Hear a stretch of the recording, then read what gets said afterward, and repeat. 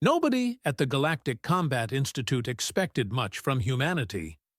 Why would they? Humans had only joined the wider community about 8 months ago, and in that time they'd made exactly 0 impressions on anyone who mattered.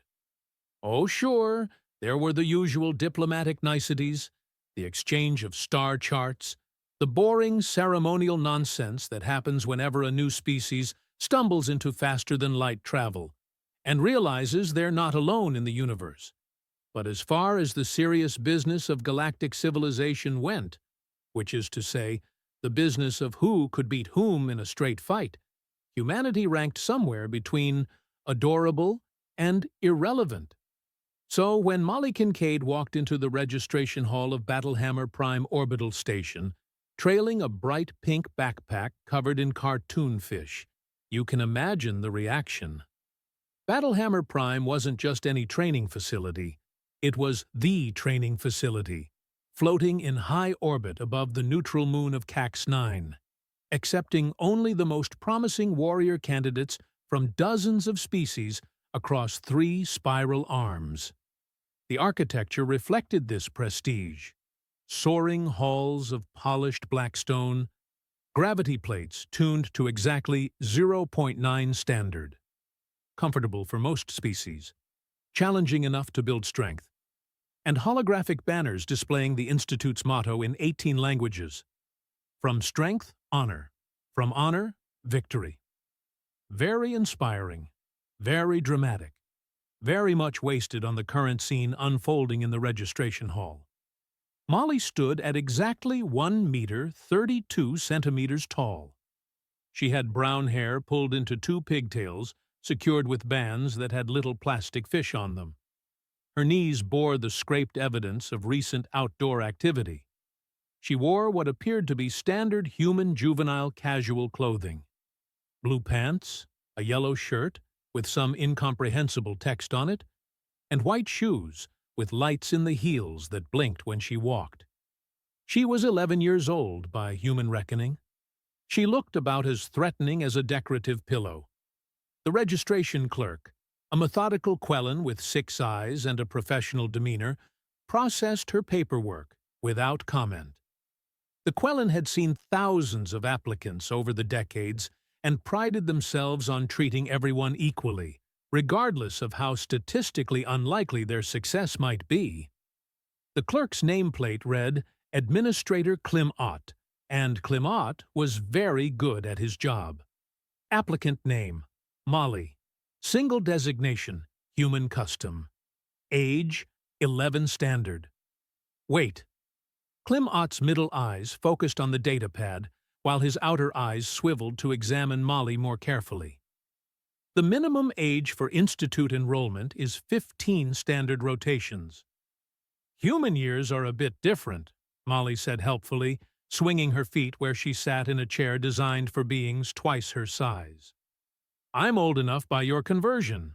My mom checked like 3 times. She's really thorough about stuff like that. Klim Ott tapped. Through multiple screens, cross-referencing human biological development against galactic standard growth patterns. Mathematics didn't lie, even if they seemed ridiculous. Ah, yes, I see. Your species' rotational period and biological maturation rates create an unusual equivalence. Very well. Approved for basic enrollment, pending standard combat evaluation. And, is this a joke? Now, that voice could have stripped paint off a hull. Deep, resonant, and currently vibrating with something between amusement and contempt. It belonged to Instructor Daxmul, all 3 meters of him, who had just entered the registration hall and caught sight of what was happening.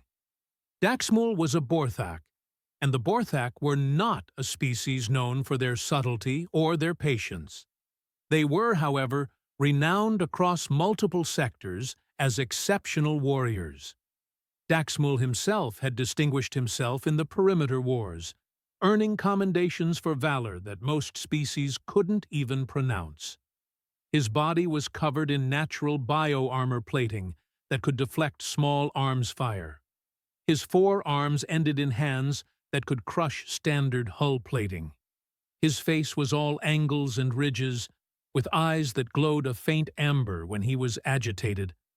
They were glowing now. "Instructor Daxmul," Climot said carefully.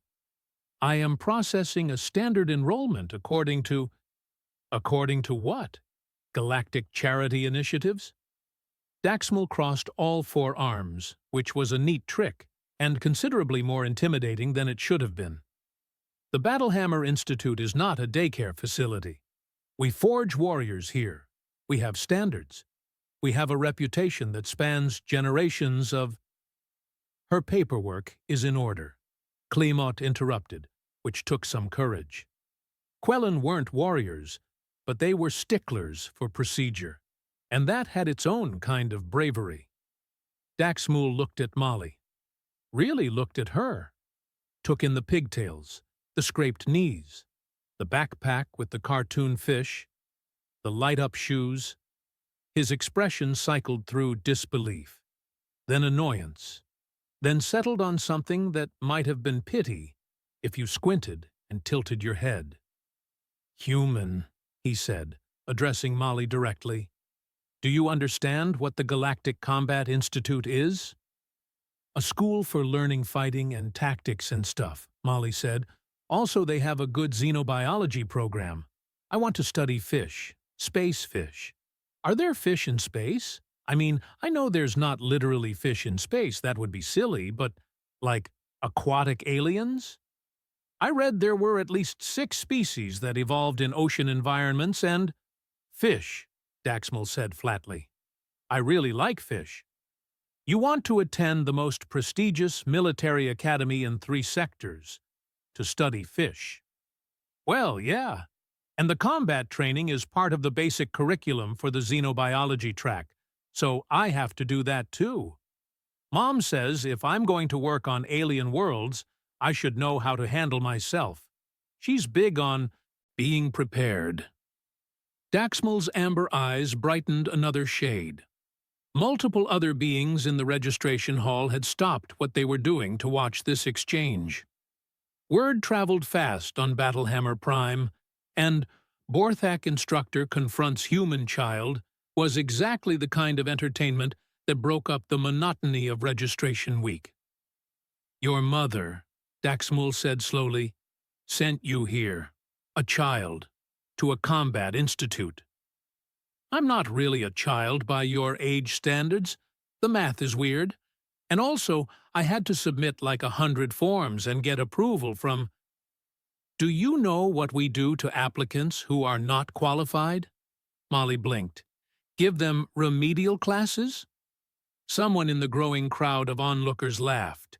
It was quickly stifled. Daxmul uncrossed his arms. He drew himself up to his full height, which meant he towered over Molly by roughly 2 meters. When he spoke, his voice carried the weight of absolute authority. "We challenge them. Combat trials. It is tradition. It separates the worthy from the ambitious."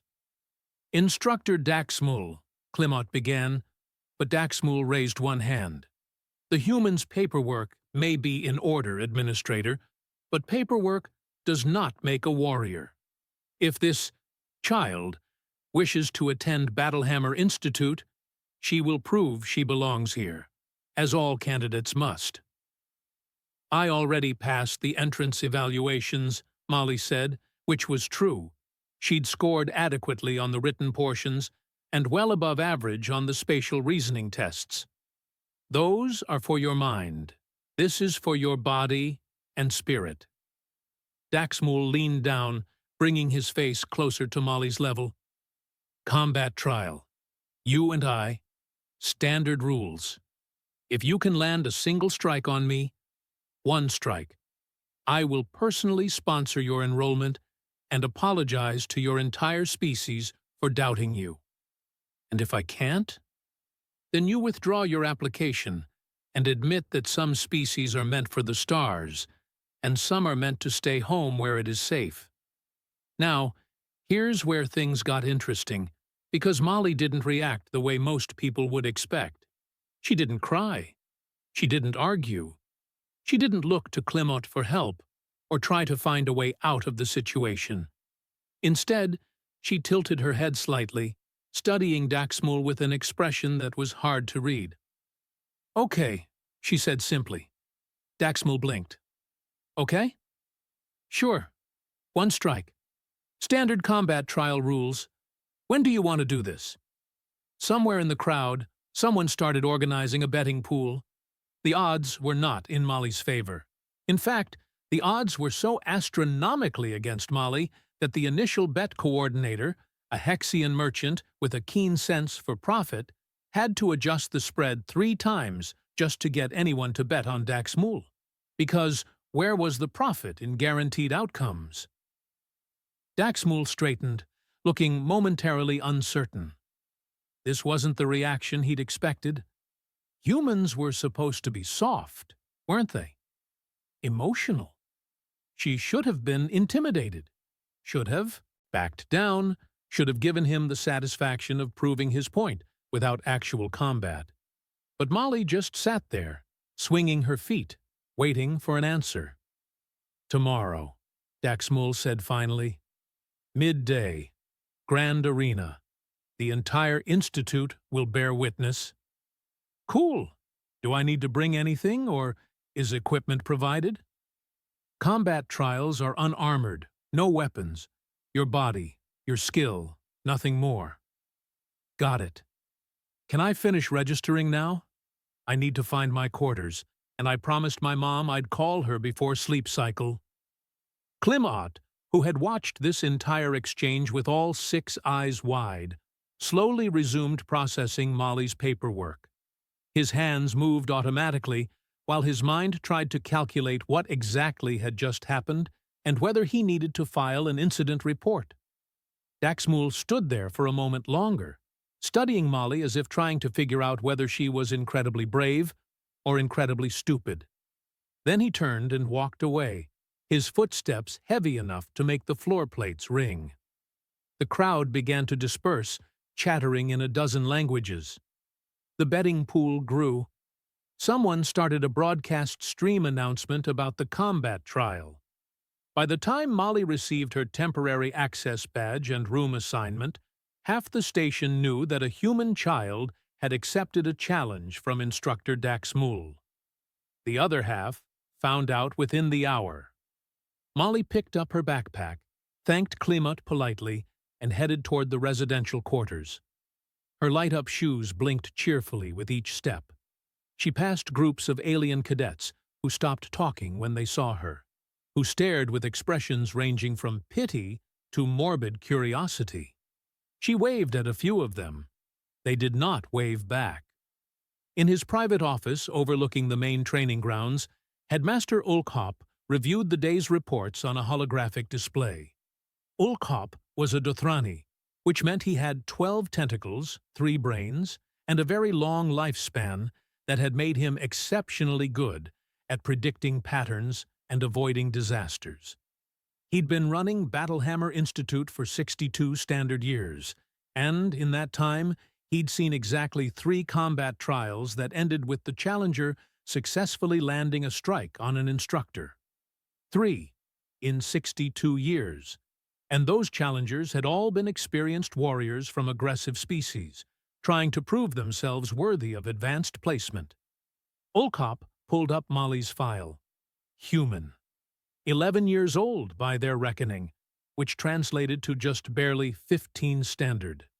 No prior military training on record. Home world, classified as under observation by the Galactic Council, but no special warnings or restrictions.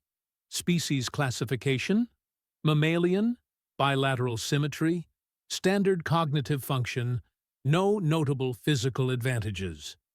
He cross-referenced humanity's file in the greater database.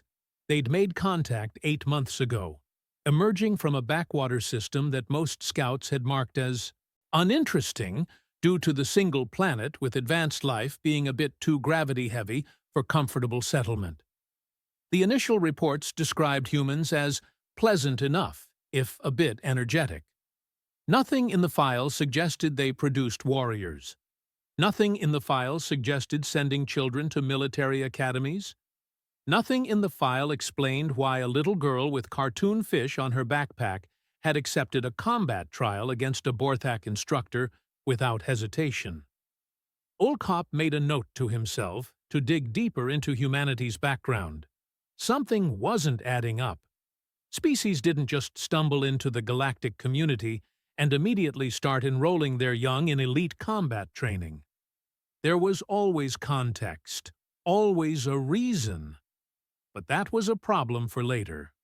Right now, he had to prepare for what was going to be, at best, an embarrassing spectacle. And at worst, a diplomatic incident when a human child got hurt in front of an audience. He drafted a message to the medical bay. Have a full trauma team on standby for tomorrow, midday, Grand Arena. Just in case. Meanwhile, in her assigned quarters, a small but functional room with a bunk, a desk, and a wall panel for environmental controls, Molly unpacked her backpack. She had 3 changes of clothes, a datapad loaded with books about marine biology, a picture of her family in a magnetic frame, toiletries, and a sealed container of something called beef jerky that she'd been saving for emergencies. She stuck the family picture to the wall panel where she could see it from the bunk. The picture showed 6 humans, 2 adults and 4 children of varying ages.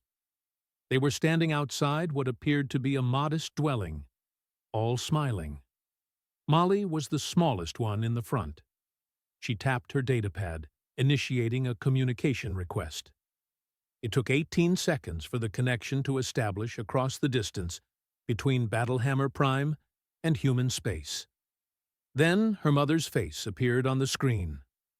"Hey, sweetie, how did registration go?" "Good. I'm all enrolled. My room is nice. A bit small, but I think that's normal here." "That's wonderful. Did you meet any other students yet?" "Not really, but I have a thing tomorrow, a combat trial. One of the instructors wants to test me." Her mother's expression shifted slightly. Not worried, exactly. More like knowing. "Oh? What kind of test?" "I just have to land 1 hit on him. Then he'll sponsor my enrollment personally." "And if you can't?" "Then I have to withdraw my application." Her mother was quiet for a moment. In the background, Molly could hear her older brothers arguing about something, their voices distant and familiar. "Do you want to withdraw?" "No, I want to study the fish." "Then I guess you'd better hit him. Remember what we practiced?" "Pull my punches so I don't hurt anyone." "I remember." "Good. Call me after, okay? I want to hear all about it." "Okay. Love you, Mom." "Love you too, baby. Be good." The connection terminated. Molly set her datapad aside, changed into sleep clothes, and climbed into the bunk. It was harder than her bed at home, and the artificial gravity felt slightly weird, but she'd get used to it. Tomorrow was going to be interesting. The Grand Arena of Battlehammer Prime was designed to hold approximately 3,000 spectators comfortably. By the time Molly walked onto the combat floor at midday, there were closer to 4,000 beings packed into every available space, with more watching via holoprojection from other parts of the station. Word had spread. Of course it had. This was the kind of event that broke the monotony of standard training cycles. A human child, barely tall enough to see over most control panels, accepting a combat trial against Instructor Daxmal. It was absurd. It was entertaining. It was the kind of story people would tell for years, regardless of how it ended. The arena floor was a circle of reinforced composite material, 50 meters in diameter, marked with boundary lines that glowed a soft blue. Above it, the dome was transparent, offering a view of the stars beyond and the curve of Cax 9 below. Lighting panels provided perfect visibility from every angle. Medical stations flanked both sides of the entrance tunnels, staffed and ready. Molly entered from the east tunnel, still wearing her light-up shoes.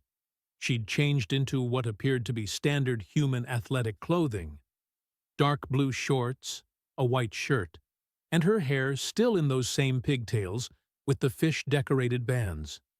She carried nothing. Her backpack had been left in her quarters. She walked to the center of the arena floor, her small shoes blinking with each step, and stopped precisely on the central marker. The crowd's noise, a mixture of chittering, growling, clicking, and various forms of communication from dozens of species, dropped to something approaching quiet. Not silence, because 4,000 beings were incapable of true silence, but a hushed anticipation that somehow felt louder than the previous din. Daxmul entered from the west tunnel. He had prepared for this. His bio-armor plating had been polished until it gleamed. His 4 arms hung loose and ready, demonstrating the relaxed confidence of a warrior who had survived actual combat in actual wars. He moved with the heavy, deliberate grace of his species, each footstep a statement of mass and power. He reached the center marker and looked down at Molly. From her perspective, he must have seemed enormous. From his perspective, she looked like something that should have been in a classroom learning basic mathematics, not standing in a combat arena. "You may still withdraw," he said, not unkindly.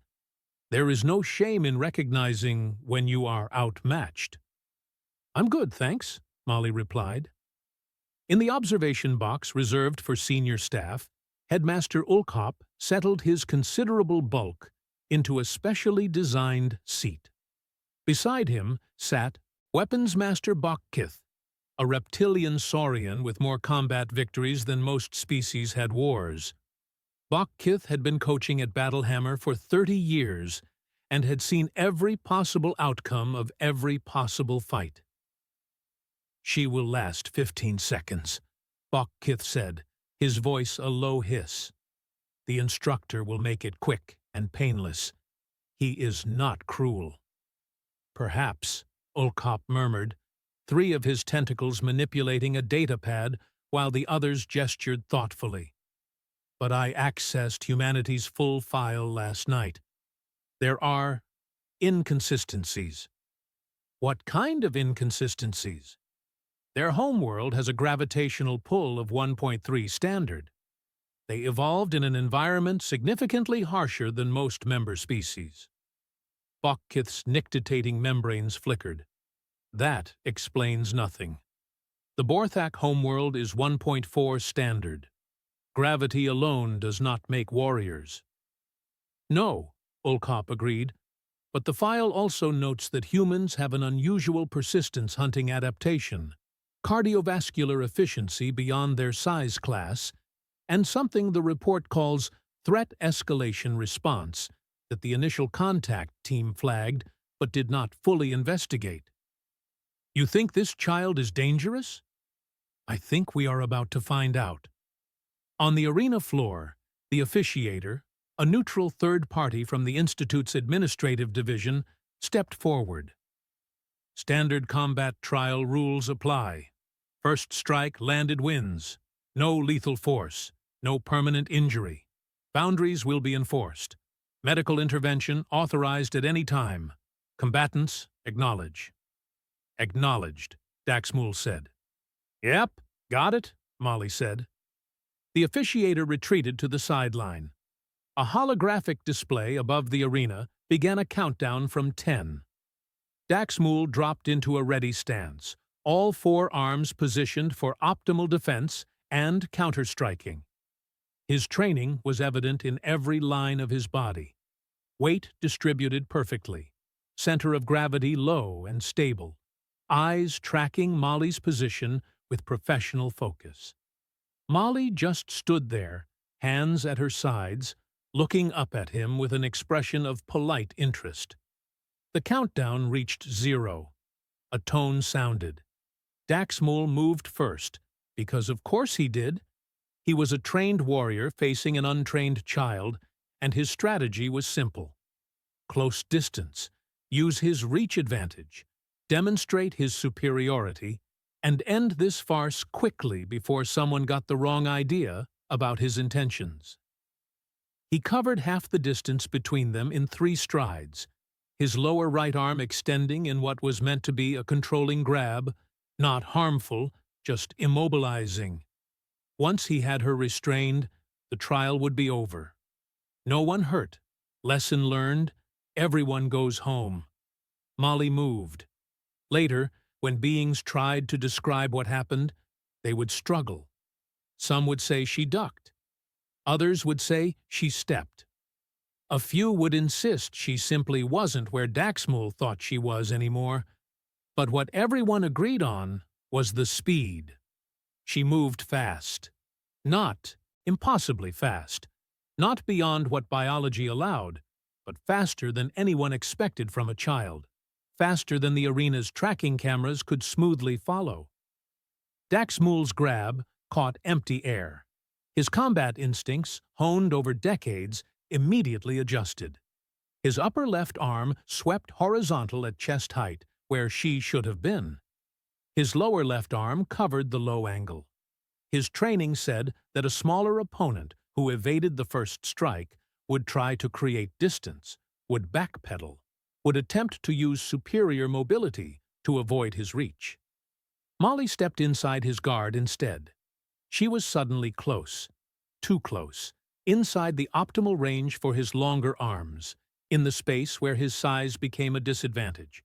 And she was moving upward, her right arm pulling back in the classic preparation for a strike that every combat instructor in the galaxy would have recognized.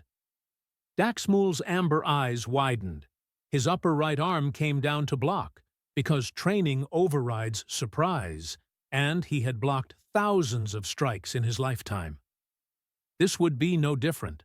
The human child would hit his arm. He would absorb the impact with his bio-armor, and then he would— Molly's fist connected with his solar plexus. Time seemed to hiccup. There was a sound, not loud, but clear. Impact. Real impact. The kind that meant force had been transferred. Mass had been moved. Physics had occurred. Daxmul's expression shifted from professional focus to absolute confusion. His upper body folded slightly forward. His breath, which a Borthak could hold for 10 minutes in combat situations, expelled in a whoosh that echoed in the sudden silence of the arena. Then his legs stopped working correctly, and he sat down. Hard.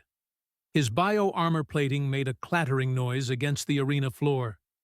He looked up at Molly, who was standing right where she'd thrown the punch, her fist still extended, her expression apologetic. "Sorry," she said. "Did I hit too hard? Mom said to pull my punches, but I wasn't sure how much." The officiator stared. The crowd stared. In the observation box, Bokakith's mouth hung open, displaying several rows of impressive teeth. Headmaster Ulkahop leaned forward. "Replay that. Full speed, then slow motion." The arena's recording system complied, projecting the last 15 seconds on the holographic display above the combat floor. At full speed, it looked like Molly had simply moved and Daxmul had collapsed. In slow motion, the sequence became clearer. Her evasion of his grab, her entry into close range, her strike delivered with textbook form. Weight transfer, hip rotation, shoulder drive, all the elements of a properly executed punch. But it was the force that didn't make sense. The impact had moved Daxmul all 3 meters and considerable mass of him. That shouldn't have been possible for someone her size, even accounting for proper technique. Unless— "Gravitational adaptation," Ulkhop said quietly. She grew up in 1.3, standard gravity. Her bone density, muscle efficiency, cardiovascular output. Everything about her physiology is calibrated for an environment 30% more demanding than our standard. Here, at 0.9 standard, she's operating at approximately 44%, above her baseline capacity. Bokkith finished, his analytical mind catching up to the reality. Respected ancestors. We've been training in reduced gravity to build strength. She grew up in enhanced gravity as her normal. On the arena floor, Daxmul was being helped to his feet by medical staff who'd rushed out the moment he went down. He waved them off, his pride requiring that he stand unassisted, though his breathing was still labored. Molly stood nearby, looking genuinely concerned. "Are you okay? Should I have gone lighter? I really did try to pull it." Daxmul stared at her. 4,000 beings stared at her. The betting pool coordinator was having some kind of breakdown in the stands. Finally, Daxmul straightened fully. His amber eyes were no longer glowing with agitation. Instead, they held something that might have been respect, or possibly fear. Perhaps both. "You landed your strike," he said, his voice carrying across the silent arena. "By the terms of the combat trial, you have won." The crowd erupted. The aftermath of Molly's victory spread through Battlehammer Prime like a shock wave through vacuum, fast, unavoidable, and fundamentally changing the environment it passed through. Within an hour, every cadet on the station had seen the replay. Within 2 hours, the footage had been transmitted to a dozen nearby systems. Within 4 hours, the Galactic Combat Institute's Central Administration was receiving inquiries from military academies, research facilities, and several intelligence agencies, all asking variations of the same question. What else can humans do? Molly, for her part, spent the afternoon in the Xenobiology Department's library, reading about aquatic species native to the Kepler sector. She'd moved past the immediate excitement of the trial with the kind of focus that only children possess when genuinely interested in something. The combat had been necessary to stay enrolled. Now she could get back to the important stuff. Fish. She didn't notice the other students staring at her through the library windows. She didn't see the way they kept their distance, clustering in groups and speaking in hushed tones. She was too absorbed in an article about the Quirilian depth dwellers and their fascinating bioluminescent communication patterns.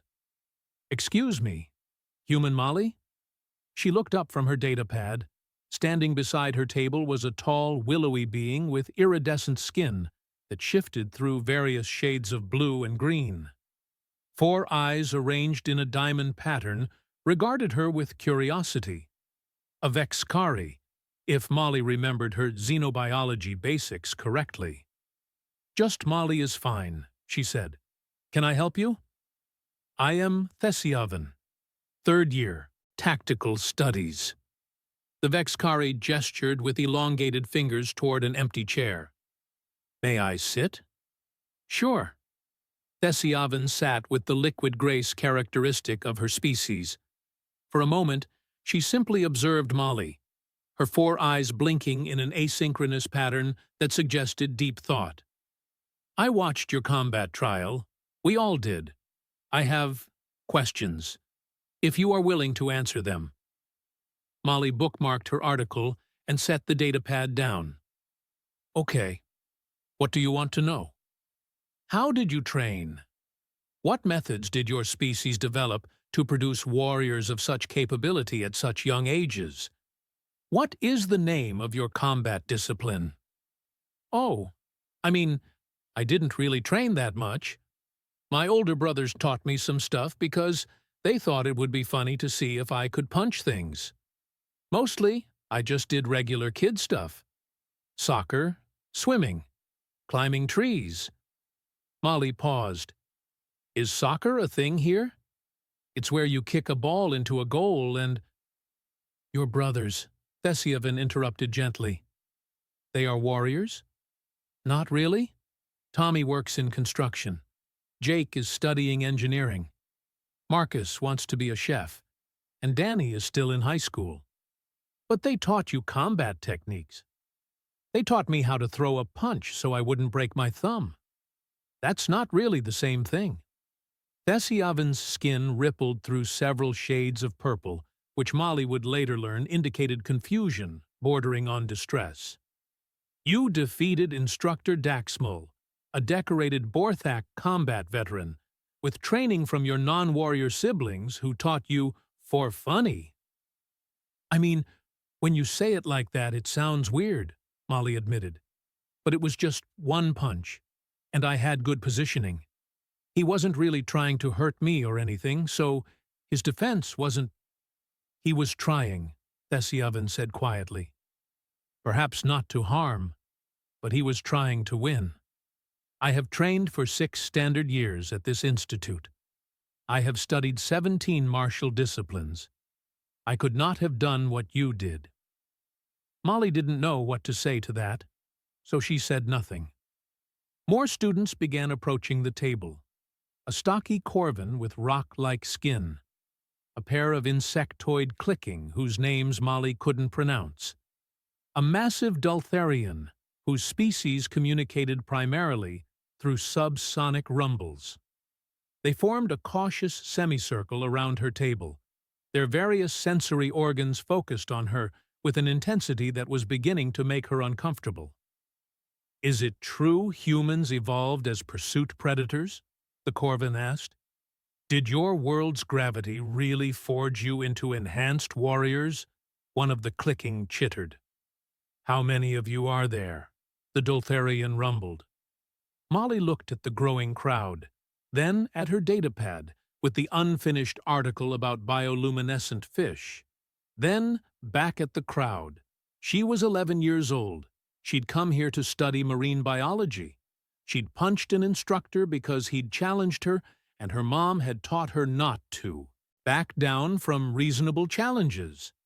She didn't understand why everyone was making such a big deal about it, but she recognized the expressions on their alien faces, even across the barriers of different evolutionary paths.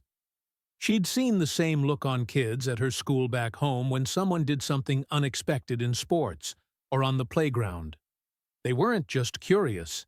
They were reassessing, recalculating, realizing that their assumptions about humanity, about what humans could do, about where humans ranked in the galactic hierarchy, had been fundamentally wrong. One punch had changed everything. There's about 8 billion of us, Molly said finally, answering the Dultharian's question.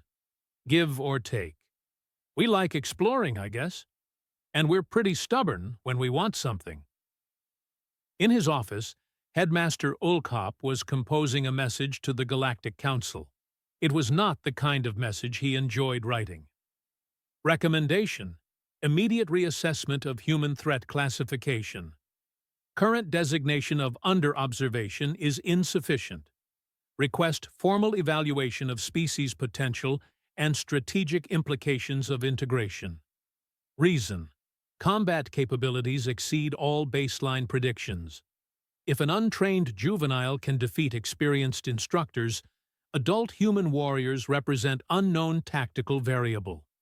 Recommend caution and continued monitoring. He paused, then added, also recommend increased enrollment quotas. If they're sending their children to study fish, and they fight like this, imagine what their actual soldiers can do. He sent the message and sat back, 3 of his brains contemplating the future while the other monitored the betting pool statistics.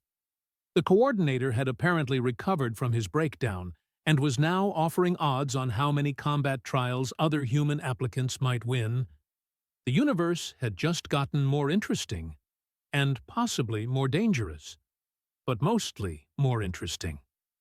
In the library, Molly finally extracted herself from the crowd of curious students and returned to her article.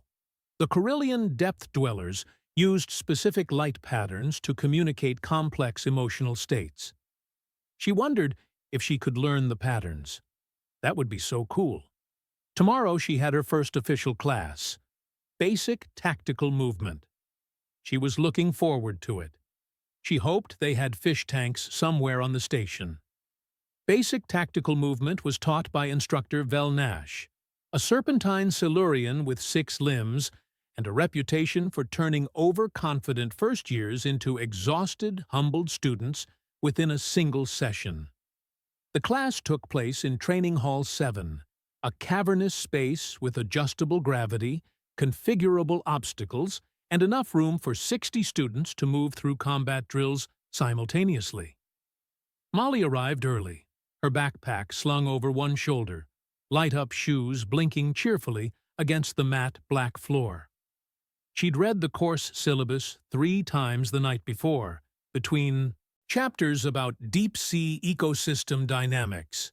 The class was meant to teach foundational movement patterns, how to advance under fire, how to use cover effectively, how to maintain formation cohesion.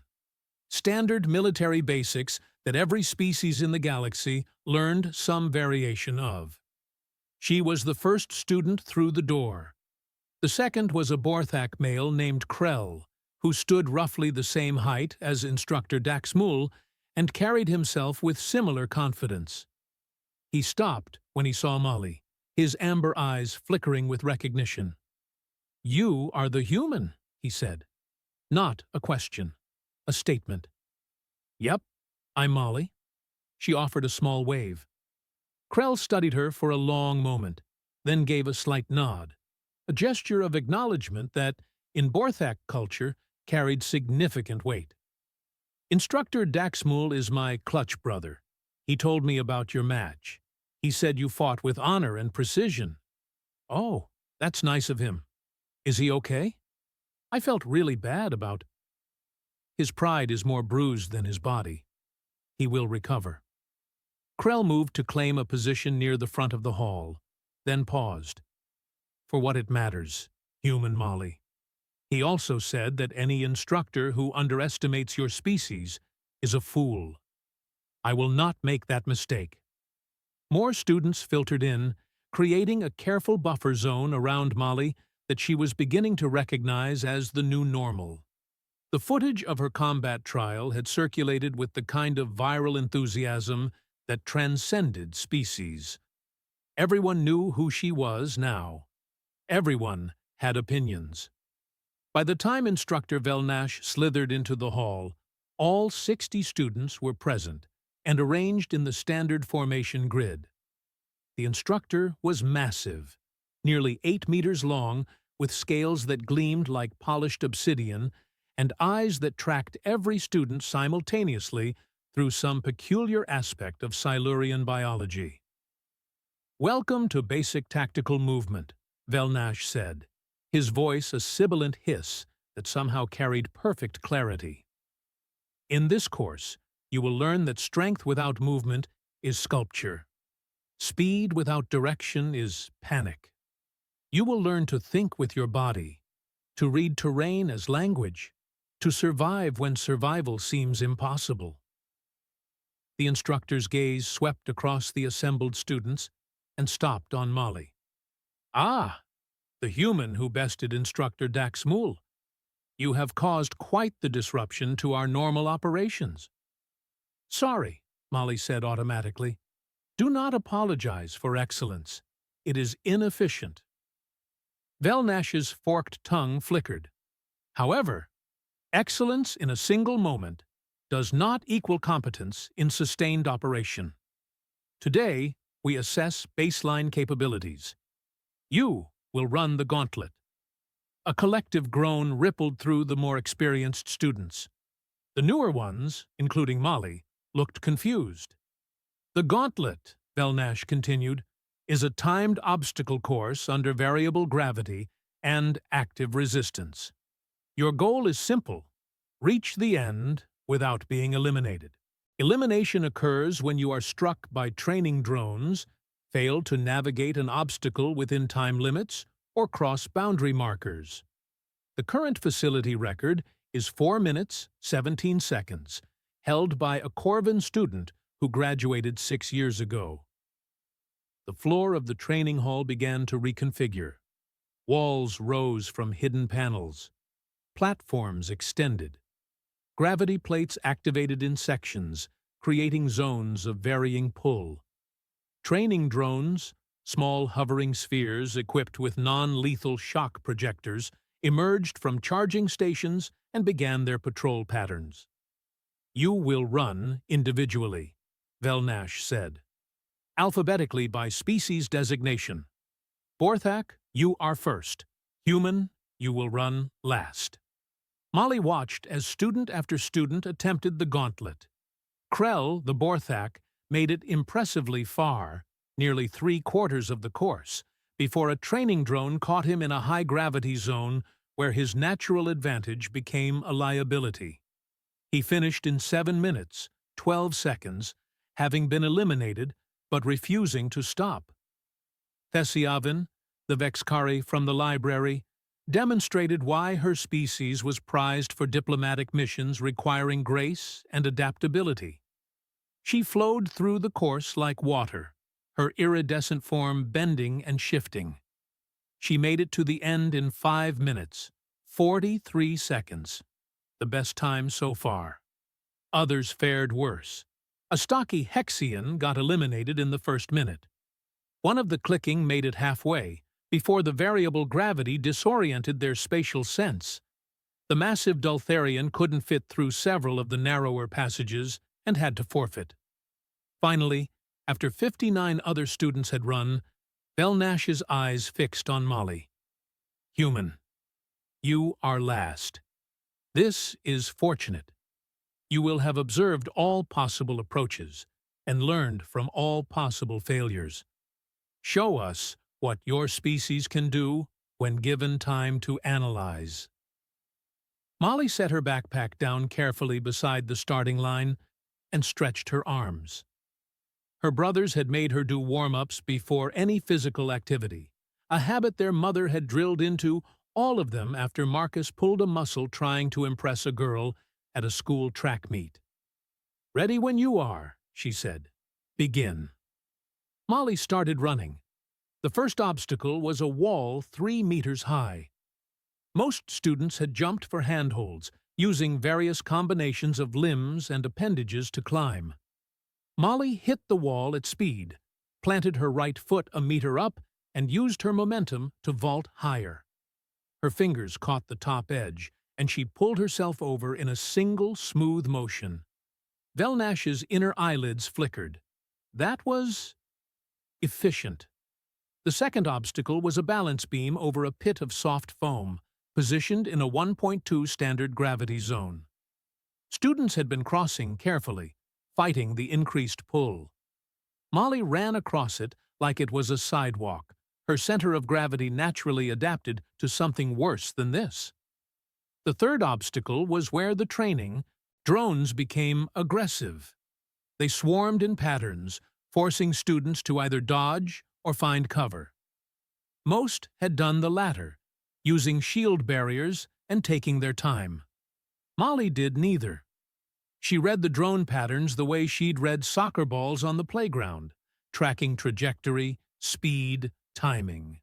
She moved through them like she was dancing, her small size suddenly an advantage, as she ducked under one shot, sidestepped another, and rolled beneath a third. Her movements weren't fancy or complicated. They were just precise. "Impossible," someone whispered in the watching crowd. By the time Molly reached the variable gravity maze, a section where gravity shifted every few seconds between 0.4 and 1.8 standard, she was breathing hard, but moving with consistent rhythm. Other students had been thrown off by the changes, their bodies unable to adjust quickly enough. Molly had grown up in 1.3 standard. Her body knew how to recalibrate. When gravity dropped, she adjusted her stride. When it increased, she shifted her center of mass. She'd spent 11 years of her life unconsciously making these calculations every time she moved. The final obstacle was a climbing wall in 0.6 standard gravity, where the reduced pull made it easy to jump but hard to control descent. Most students had struggled with the landing. Molly jumped, caught a handhold 2/3 of the way up, pulled herself to the top, and dropped down the other side in a controlled fall that absorbed the impact through her legs. She crossed the finish line. Velnash checked the timer, then checked it again, then had the system verify the reading. 3 minutes, the instructor said slowly. 51 seconds. The training hall was silent. That's a new facility record, someone said. She beat the record by 26 seconds. Molly bent over, hands on her knees, catching her breath. Did I do okay? She asked between inhales. Velnash slithered closer, his massive form coiling in a pattern that suggested deep thought. Human Molly, what did your species do on your home world before joining the galactic community? What was your evolutionary pressure? Molly straightened up, still breathing hard. We were pretty spread out across the planet. Lots of different environments. My teacher said we basically walked everywhere until things got tired and we could catch them. And then we made tools and fought each other a lot. For resources and stuff. I think there were a lot of wars. History class was kind of depressing. Persistence hunters, Velnash murmured, adapted to varied terrain, enhanced gravity, tribal conflict as evolutionary pressure. And you are a juvenile. I'm old enough to enroll, Molly said defensively. Yes, you are. The instructor's scales rippled in a pattern that other Silurians in the class recognized as profound unease. Class dismissed. I must speak with the headmaster. As the students filed out, Molly grabbed her backpack and found herself surrounded by a small group that included Krell, Thessiaven, and a few others who'd introduced themselves in the library. That was incredible, Thessiaven said, her skin cycling through impressed shades of gold. How did you— Can you teach me that dodge pattern? Krell interrupted. The one you used against the drones? I just watched where they were going and went somewhere else, Molly said. It's not really complicated. For you, Krell said. For us, apparently, it is very complicated. Molly didn't know what to say to that, so she just smiled. She had Xenobiology 101 next period, and according to the syllabus, they were starting with aquatic species adaptation. Finally, something she was actually here for. Behind them, Instructor Velnash was already composing a message to Headmaster Ulkhop. We need to discuss the human problem, urgently.